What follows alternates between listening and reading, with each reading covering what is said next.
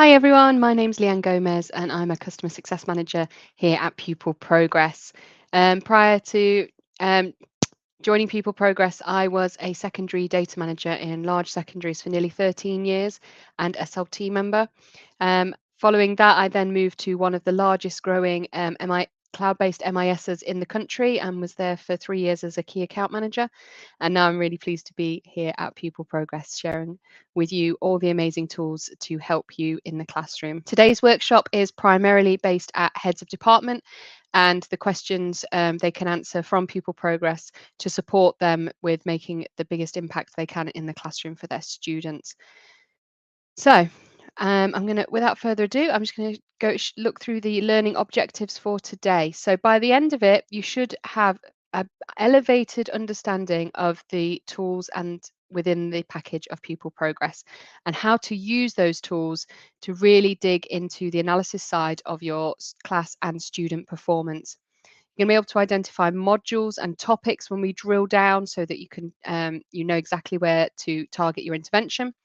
You're going to be able to identify students at risk and groups of students using the platform's data analysis tools. And you're also going to be able to understand how you can use the platform to communicate insights around that to colleagues as well as students and parents. So when I say a RAP meeting or a Raising Achievement and Progress meeting, you might call it something different in your school. And obviously every school is going to have their own format, they'll have their own pro formas, they're not all going to be the same.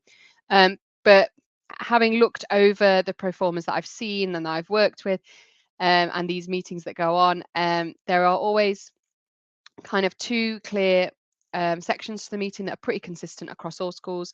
The first is curriculum data headlines being discussed, and the second is that evaluation.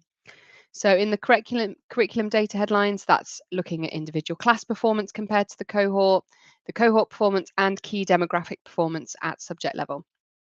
You then go on to your evaluation, which is talking about identified students, identified student groups for intervention, any actions required, and any support that the staff might require as well, putting those in place.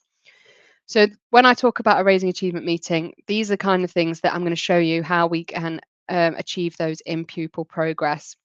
So for example, I have this document which we shared with you afterwards, which is an amalgamation of all of that. So it's how you can complete your document or whatever pro forma you've got in school after following a data drop once all the teachers' data is in, without needing to wait for a third party to download it, put it in another format, put it in a third party piece of software. It's all within Pupil Progress. So you can see here I've got my curriculum data headline figures by class, broken down by student demographic group, and then I've also got identifying data trends with students and student groups. So before we get into that, I'm going to share my screen. I'm going to go onto my dummy system. So this is a dummy site. There's no live data, there's no real data on here, there's no real students or teachers. You'll also notice it looks a little bit different to your sites because a lot of the teachers are blank, and it also doesn't have that sync tick, which shows that it's synced directly to your MIS. Don't worry about that. So we're going to look at year 10. Most of you will probably have just done year 10 mocks. So that's the reason we're going to focus on year 10 now. I'm going to go into maths just as a core subject. So you'll obviously all be familiar with this as a head of department. You can see all of your classes and within your curriculum, and you can see all of the individual trackers with your teachers and number of students. You can go directly into an individual tracker this way, but for now, I'm just going to go into the top right and go into open subject analysis for the entire year group in the top right. It's going to confirm for you your subject area qualification and your spec, and then click show analysis. So from here, the first thing you're going to want to check is top left. You can see your data source. So it will default to average unit grade. You can change this to current grade or teacher predicted. Whatever you change it to, the entire screen and all the analysis on screen will update for you. And then you have got your spec underneath, and it will default to all your classes. If you want to change that, if you're sitting down with a teacher and having a discussion about a class or classes that they teach, you can individually select, or you can multi-select as well. I'm just going to stick to all classes for now. So underneath here, you can obviously see along the top, you've got your cohort average, so number of students, average grade, and whether they're on, above, below, or well off target. So if you're English and maths, you will have this extra 95, 94 percentage, and that's purely because that is an official measure. If you're in another subject, don't worry, you've still got this A8 and you've still got cumulative grade analysis further down, which we'll come to in a moment. So you can see here number of students, you can see the class teacher as well. All of this should be synced directly to your MIS. You can see here we've got average unit grade is a 4.17 for maths, and we can see very quickly which classes are doing very well compared to the average and which ones are doing slightly less well. You can also see, for example, in 10MA1, 100% of students are more than one grade off target, so that's probably going to be something we want to investigate. And in class 2, it's 97%. You can download this table, bottom right, as an XLS if for any reason you want to download it into a spreadsheet. That's absolutely fine. Just click on that and it will download for you. Underneath that is a graph or pictorial representation of the above table. So you can see each class along the bottom, and it shows you how many, so it's a number of students on or off target, above or below.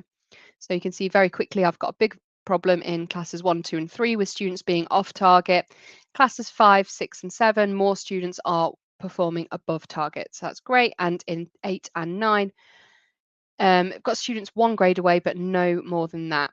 So you can see very quickly here, just in a graph form, what's going on with your classes. Underneath that, you've got a grade breakdown of how many students are working at each of these grades, what that does cumulatively, and how that compares to the target grades as well. So we're targeted at 100% getting a 2 or above, and unfortunately at the moment we're only achieving 88%. So you can see that quite quickly.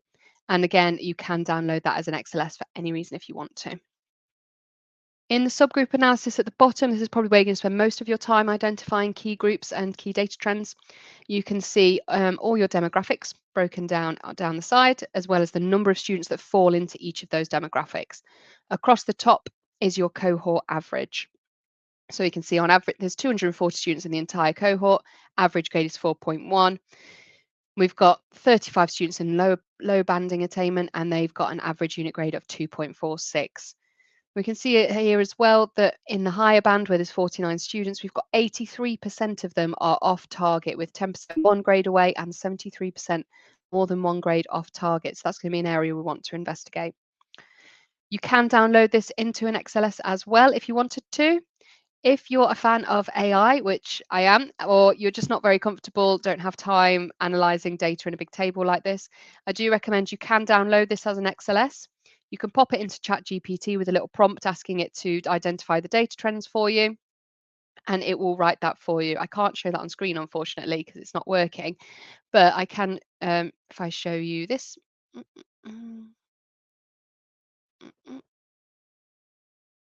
Here on the stage.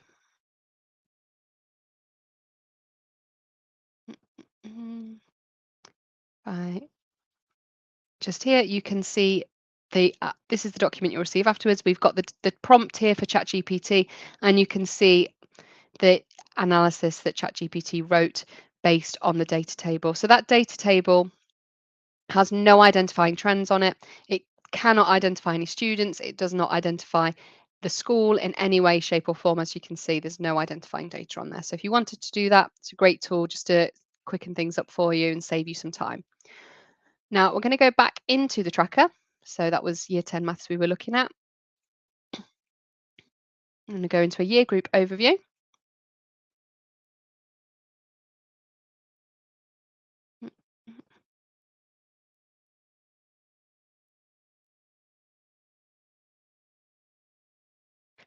So I'm just going to clear these filters off. So we were looking earlier at, we noticed those high attaining students were off target, which we're going to use the filters to find those students in a moment. What I would say is when you come in as well, you can see in your blue area, so it's blue on every single subject's tracker, regardless of what subject or specification you're doing. In your topic summary, you can see very quickly any areas where the students are performing lower than in their other topics. So you can see very quickly which topics might need going over. a bit more revision, those kinds of things. If you're looking at your QLA as well, remember along the top where the QLA and the questions are, you can see the marks that each question is out of. And for example, this question here, question 10 on the maths paper, was out of 5 about algebraic expressions. And on average, students are only getting a 2. So that might be something we also want to look at later or share resources around. And I'll show you how to do that as well using Pupil Progress. Don't forget as well, when you're in here, if you click along any of the top of any column in Pupil Progress, it will order that column for you. So you can see here, it's ordered it for me so I can see all those students who are getting 0 or 1 on that 5-mark question, so I can find them very, very quickly. I'm just going to go back to ordering them by name. And now we're going to look for those high achieving students. So if I go on to filters, and I can filter by student. So you can filter by any demographic in here, so pupil premium, ethnicity, SEN, anything that's on here you can filter by. I'm going to go by prior attainment and go to H for my high attainers. I'm going to add that in, so it's now shortened the list to just my high attainers. And this filter is very clever, so you can multi-layer your filter. You don't need to keep it within just filter by student. I'm now going to filter compared to target. I'm going to do my average unit grade and the ones that are really, really off target. And add that in. So that is now a slightly smaller list. Close that filter so I can just see those students. And I'm going to use tagging now. So I'm going to use the tagging tool, which is on the left-hand side at the top, and click on Configure.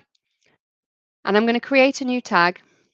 You can name this whatever you want. It's free text. So I'm going to call this High Attainers Off Target. It's going to be active. We say all the teachers can access it. I'm going to just put it in for all year groups, but you can only specify if you want it to be available in specific year groups. I am going to make it so that it's just for maths. So I'm going to say it's just in maths. And it's GCSE maths and it's the AQA spec. I'm going to add that in. Just makes it neater later on so it's very quick and very easy to see which tags are for which particular subject. So the system doesn't get cluttered, but you don't have to do that if you don't want to. Now you can see it's added in here an extra column, high attainers off target. And what I can do is I can either individually add those students and tag them in there, or I can click at the top and it will multi-select everybody in that list. It will ask you if you're sure and you want to continue when you do a full list, which yes I do, and you'll see that you get a little blue, there we go, look. You get a little blue dot in the corners, and that just means it's saving. So do not click away until that blue dot's gone. So you can see that's ticked everybody in that list. And that also means later on, if I remove these filters out, what you can do then is you can then find those students very quickly by filtering by tag and coming back to those high attainers that are off target. So it'll find them really quickly for you, and you don't have to reuse your filters. What it'll do is it'll add a little arrow next to the student's name, and you can tell where those students have then been tagged. So if you've tagged this as a head of department on your full year group overview, what it means is that when the teachers go in onto their individual class trackers, they're going to have this next to the student's name, so they can see very quickly that you've identified them for some reason. And by hovering over the arrow, they can actually see the free text that you've written in about what that tag is for. So for example here, if I can find one. This student, for example, has been tagged at a top level by the SLT because they've got an English grade 4, but they're on a maths grade 3. So they've put that in at top level, and now it's showing on the maths trackers. So the maths teachers are aware, actually, this student's on a grade 3 for maths, but they've already got their 4 in English. So that's really important for your key measures. Once you've tagged your students, I'm going to remove the filters off. You can then use linking to share resources with.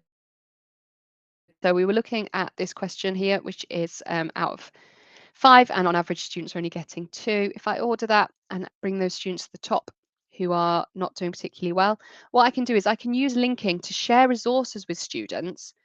And what that's going to do is create a personalised learning portfolio for them where they can really take ownership of their learning.